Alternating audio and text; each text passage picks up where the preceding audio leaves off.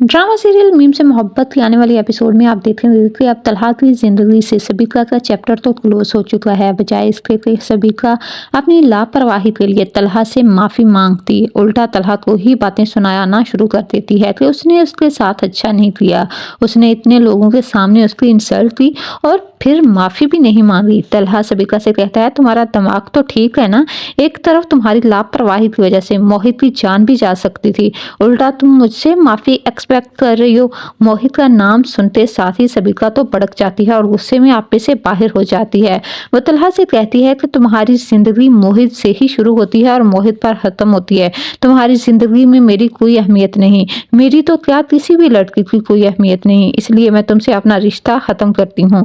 तुम इस काबिल ही नहीं हो कि तुम्हें चाहा जाए, तुम्हारे साथ कोई लड़की भी खुश नहीं रह सकती। ये बात सुनकर तलहा को तो रोशी याद आ जाती है कि रोशी ने भी उसे यही बोला था। तलहा तो पहले ही शादी नहीं करना चाहता, क्योंकि उसे भी यही लगता है कि अगर उसने शादी की तो ये ना हो कि मोहित के साथ नाइंसाफी हो या फिर उस लड़के के साथ जो उसकी जिंदगी में शामिल हो। इस डर की वजह से तलहा ने रोशी से भी शादी करने से इनकार किया था। और जब आबद साहब तलहा से पूछते हैं कि मुलाजिम बता रहा था सबीका आई है और इतनी जल्दी चली भी गई, उसको खाने पर रोक लेना था, तब तलहा अपने बाप को कहता है कि सबीका और अब उसके बीच कोई रिश्ता नहीं बचा, इसलिए ना उसका रुकना बनता था ना मेरा रोकना। आबद साहब ये सुनकर बहुत हैरान होते हैं। तब तलहा अपने बाप को कह देता है कि अब शादी का चैप्टर मैं अपनी जिंदगी से क्लोज कर चुका हूँ। मेरी जिंदगी में मोहित है और हम तीनों एक साथ बहुत खुश हैं।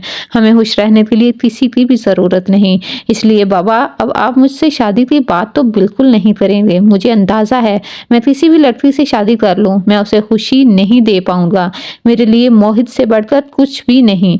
तब आबद साहब तलहा से कहते हैं कि मोहित की खुशी रोशी थी, लेकिन अफसोस तुमने अपनी जिद और अना में आकर गलत फैसला किया और रोशी जैसी प्यारी लड़की को गवा दिया। अब रोशी का रिश्ता तय हो चुका है और जल्द ही उसकी शादी है। मुझे तो ये डर है कि जब मैं मोहित को ये बताऊंगा तो उसका क्या रिएक्ट होगा कि रोशी की शादी हो रही है, वो हमेशा के लिए उससे दूर जा रही है। तलहा को भी इस बात का अब पछतावा हो रहा होता है और वो अपने बाबा से कहता है कि बाबा आपने ठीक कहा था, मैंने खुद ही अपनी तरफ आने वाली खुशियों को रोक दिया। इस तरह अब मैं खाली हाथ रह गया हूँ।